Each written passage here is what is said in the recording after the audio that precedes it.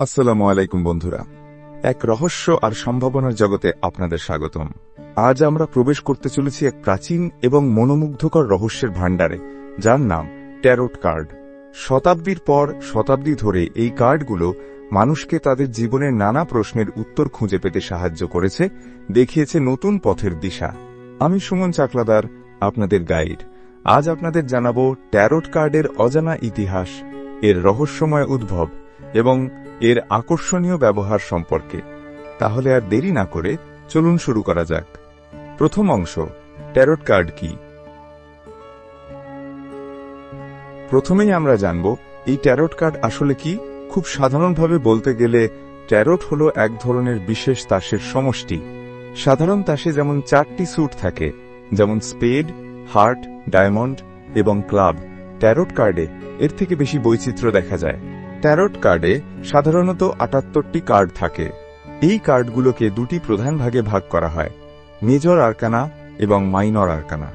Major arcana কার্ডগুলোতে জীবনের গুরুত্বপূর্ণ পর্যায়ে, যেমন প্রেম, মৃত্যু, পরিবর্তন, নতুন শুরু ইত্যাদি বিভিন্ন প্রতীক ও চিত্রকলার মাধ্যমে ফুটিয়ে তোলা হয়। এই কার্ডগুলো আমাদের জীবনের বড় ধরনের শিক্ষা এবং আধ্যাত্মিক যাত্রাকে নির্দেশ করে। অন্যদিকে মাইনর আরকানা অনেকটা সাধারণ তাসের মতোই, যেখানে 4টি স্যুট থাকে, ওয়ান্ডস, কাপস, সোর্ডস এবং পেন্টাকলস। এই স্যুটগুলো যথাক্রমে আমাদের কর্ম, আবেগ, বুদ্ধি এবং বস্তুগত দিকগুলোকে প্রতিনিধিত্ব করে। প্রতিটি স্যুট আবার সংখ্যাযুক্ত কার্ড, যেমন 2, 3, 4 এবং কিছু বিশেষ ব্যক্তিত্বের কার্ড যেমন পেজ, নাইট, কুইন, কিং ধারণ করে। এই 78টি কার্ডের প্রতিটি নিজস্ব অর্থ বহন করে, এবং যখন এগুলো বিভিন্ন বিন্যাসে সাজানো হয় তখন তা আমাদের বর্তমান পরিস্থিতি, ভবিষ্যৎ সম্ভাবনা এবং ভেতরের ভাবনাগুলোকে বুঝতে সাহায্য করে। দ্বিতীয় অংশ, ট্যারোট কার্ডের আবিষ্কার ও ইতিহাস। এবার আসা যাক ট্যারোট কার্ডের ইতিহাসের দিকে। এর উৎপত্তির সঠিক সময়কাল নিয়ে ঐতিহাসিকদের মধ্যে কিছুটা মতভেদ থাকলেও মনে করা হয় 15শ শতাব্দীর মাঝামাঝি সময় উত্তর ইতালিতে এর জন্ম। প্রথম দিকে ট্যারোট কার্ড কোনো ভবিষ্যৎ গণনার উদ্দেশ্যে তৈরি হয়নি, বরং এটি ছিল এক ধরনের খেলা যা ট্রিয়ঞ্চি নামে পরিচিত ছিল। এই খেলার নিয়মকানুন অনেকটা তাস খেলার মতোই ছিল। ধীরে ধীরে 16শ শতাব্দীতে এসে ট্যারোট কার্ডের আধ্যাত্মিক এবং রহস্যময় দিকটি মানুষের নজরে আসে। বিভিন্ন গুপ্তবিদ্যা চর্চাকারী এবং দার্শনিকরা এর প্রতীকী তাৎপর্য উপলব্ধি করতে শুরু করেন। অষ্টাদশ শতাব্দীতে ফ্রান্সে এসে ট্যারোট কার্ড ভবিষ্যৎ গণনার একটি জনপ্রিয় মাধ্যম হিসেবে পরিচিতি লাভ করে। এই সময়কার বিখ্যাত ট্যারোট ডেকগুলির মধ্যে মার্সেই ট্যারোট বিশেষভাবে উল্লেখযোগ্য। 19শ শতাব্দীতে এসে এলিপাস লেভি এবং অন্যান্য রহস্যবাদীরা ট্যারোট কার্ডকে কাব্বালা, জ্যোতিষশাস্ত্র এবং অন্যান্য গুপ্ত ঐতিহ্যের সাথে যুক্ত করেন।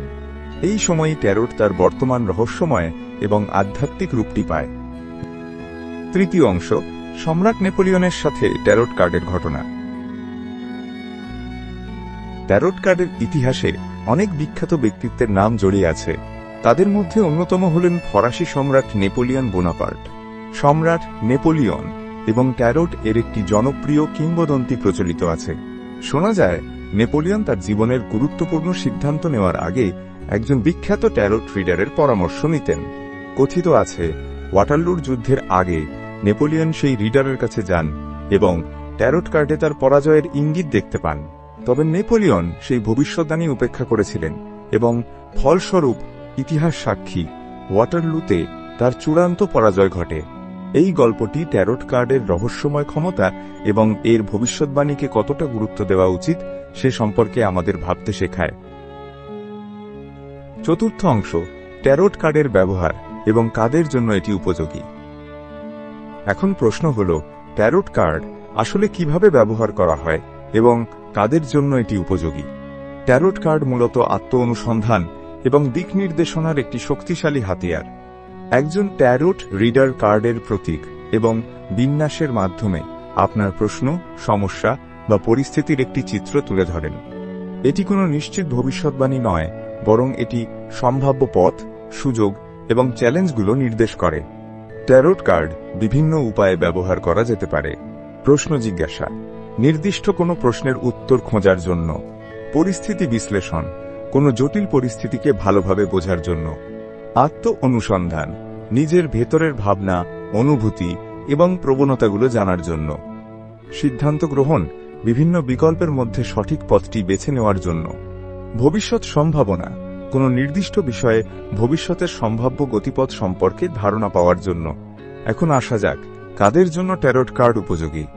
ট্যারট কার্ড তাদের জন্য উপযোগী যারা নিজেদের জীবন এবং পরিস্থিতি সম্পর্কে গভীরভাবে জানতে আগ্রহী, নতুন দৃষ্টিকোণ থেকে সমস্যাগুলো দেখতে চান, গুরুত্বপূর্ণ সিদ্ধান্ত নেওয়ার ক্ষেত্রে দিক নির্দেশনা চান, আধ্যাত্মিক এবং রহস্যময় বিষয়ের প্রতি আগ্রহ রাখেন, নিজেদের ভেতরের জ্ঞান এবং ইনটুইশনের সাথে সংযোগ স্থাপন করতে চান। তবে এটা মনে রাখা গুরুত্বপূর্ণ যে ট্যারট কার্ড কোনো জাদু নয় এবং এটি ভাগ্য পরিবর্তন করতে পারে না। এটি কেবল একটি মাধ্যম যা আমাদের নিজেদের ভেতরের সম্ভাবনা এবং সমস্যা সমাধানের পথ দেখাতে সাহায্য করে। পঞ্চম অংশ, পজিটিভ পাথওয়েজ। এখানেই আমার প্রতিষ্ঠান পজিটিভ পাথওয়েজের ভূমিকা। আমরা বিশ্বাস করি ট্যারট কার্ড কেবল ভবিষ্যৎ বলার মাধ্যম নয়, এটি একটি শক্তিশালী হাতিয়ার যা আপনাকে আপনার জীবনের ইতিবাচক পথগুলো খুঁজে নিতে সাহায্য করতে পারে। আমরা এখানে কোনো ভীতি বা নেতিবাচক ধারণা তৈরি করি না। আমাদের লক্ষ্য হল ট্যারট কার্ডের মাধ্যমে আপনাদের আত্মবিশ্বাস বাড়ানো, সঠিক সিদ্ধান্ত নিতে সাহায্য করা এবং জীবনের প্রতিটি পদক্ষেপে ইতিবাচক দিকগুলো খুঁজে নিতে আপনাকে উৎসাহিত করা। আমাদের অভিজ্ঞ ট্যারট রিডাররা যত্ন সহকারে আপনার প্রশ্নের উত্তর দেন এবং এমনভাবে ব্যাখ্যা করেন যাতে আপনি আপনার জীবনের নিয়ন্ত্রণ নিজের হাতে নিতে পারেন। আমরা মনে করি প্রত্যেকের মধ্যেই অসীম সম্ভাবনা লুকিয়ে আছে এবং ট্যারট সেই সম্ভাবনাগুলোকে জাগিয়ে তুলতে সাহায্য করতে পারে। দর্শকদের জন্য আহ্বান। বন্ধুরা, ট্যারট কার্ড সত্যিই এক রহস্যময় এবং আকর্ষণীয় জগৎ।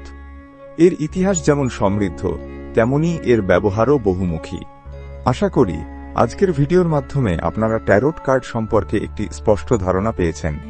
যদি আপনারা ট্যারট কার্ড রিডিংয়ের মাধ্যমে নিজেদের জীবনের নতুন দিগন্ত উন্মোচন করতে চান অথবা পজিটিভ পাথওয়েজ সম্পর্কে আরও জানতে চান, তাহলে আমাদের সাথে যোগাযোগ করতে পারেন। আমাদের স্ক্রিনে দেওয়া ওয়েবসাইট এবং অন্যান্য যোগাযোগের মাধ্যমে আপনারা আমাদের কাছে পৌঁছাতে পারবেন। নিচের ডেসক্রিপশন বক্সেও আমাদের সকল যোগাযোগের লিংক দেওয়া হয়েছে। আপনাদের জীবন হোক আলোয় পরিপূর্ণ, এই কামনাই করি। খুব শীঘ্রই দেখা হবে নতুন কোনো ভিডিওতে। ততক্ষণ পর্যন্ত ভালো থাকুন এবং নিজেদের ভেতরের কণ্ঠস্বর শুনুন। ধন্যবাদ।